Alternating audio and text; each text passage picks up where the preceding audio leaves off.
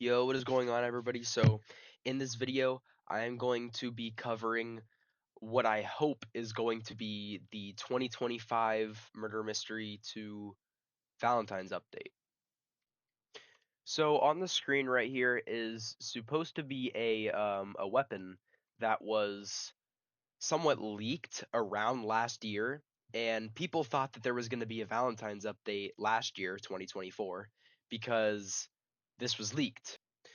But yeah, so the reason why apparently there wasn't a Valentine's update in 2024 last year was because there was a lot of game code being fixed. Apparently, Nicholas was talking about that last year, and he was explaining that that was the reason why we didn't end up having a 2024 Valentine's event. Now, I kind of have mixed feelings about that. I mean, obviously it's the game's code. He's trying to fix that. If that's not fixed, the game could like you never know what the game could do. I mean, with messed up code, you never know what's going to happen.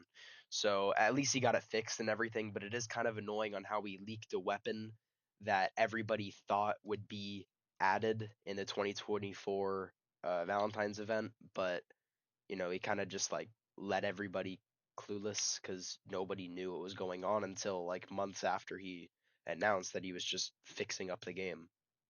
Now, I honestly completely understand where Nicholas was coming from, and I understand the reasoning on why he chose to fix up the game over working on a Valentine's update.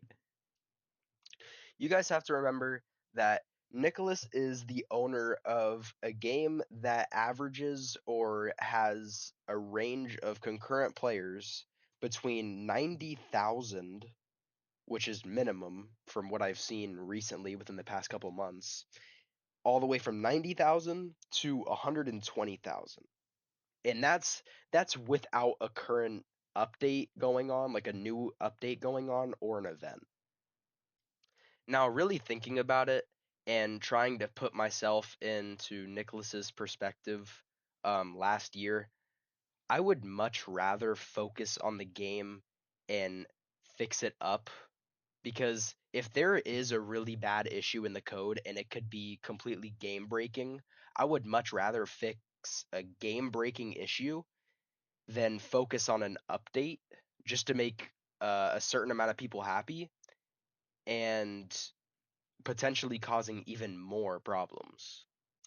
At the end of the day, though, no matter how bad the code was and everything, I mean, there's nothing we can do about that. That's completely like communicated over the dev team. We have no control about what they're going to do with the game code, and we have no say in if they should do an update instead of fixing the game. Now, enough yapping about last year's event. I mean, that's kind of old news. A lot of people have probably known the information that I just went over for a few minutes, anyways. But again, this is still a leak, even if it was last year's leak, and there wasn't an event last year.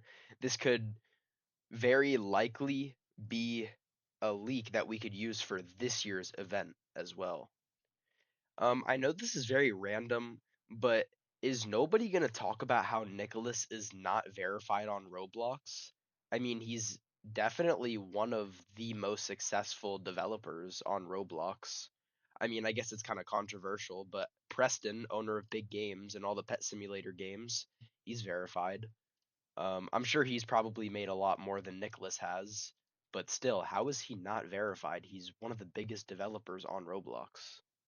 Now, I didn't mean to throw any shade on Nicholas at all. The only reason why I was saying that Preston probably has made more off of Roblox than Nicholas has is because Preston is in the simulator genre on Roblox, as we all know who he is. I mean, he made Pet Simulator, Pet Simulator X, Pet Simulator 99, Pets Go, and all of those games are simulators pretty much.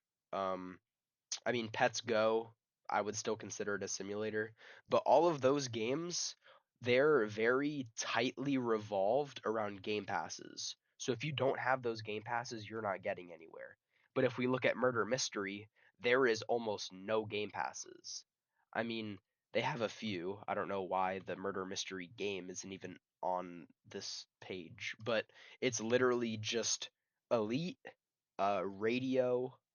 I think that's about it. And then whenever there's an event, you can pay like 1,000 Robux or whatever to get a weapon. But as you guys all know, that's completely cosmetic. I mean, those don't really help you in the game at all.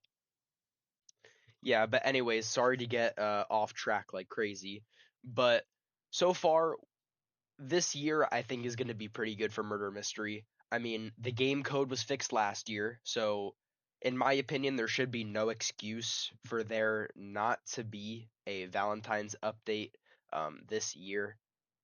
Now, a lot of people are also saying that they believe there's going to be an Easter event this year as well, on top of a Valentine's update.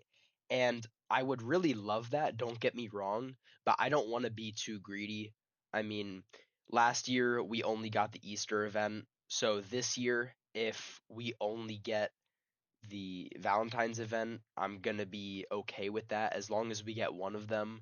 But I really do hope that they come out with a 2025 Easter event. I just hope it's a little different and put together a little bit better than last year's because last year's was pretty lame, I'm not gonna lie.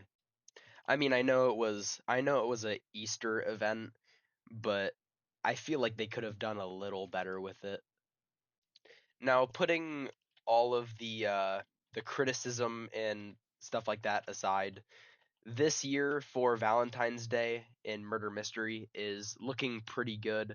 I mean, two very powerful leaks. I mean, one really powerful leak, I guess, is that Nicholas has been in studio a lot these past 2 weeks, which could be a very big indicator that not only could we be getting a Valentine's update, but we could also be getting an Easter update. I don't want to get too greedy. I don't want to jinx anything, but it is very possible. And then obviously the other leak we have is the weapon that I've already pulled up a couple times.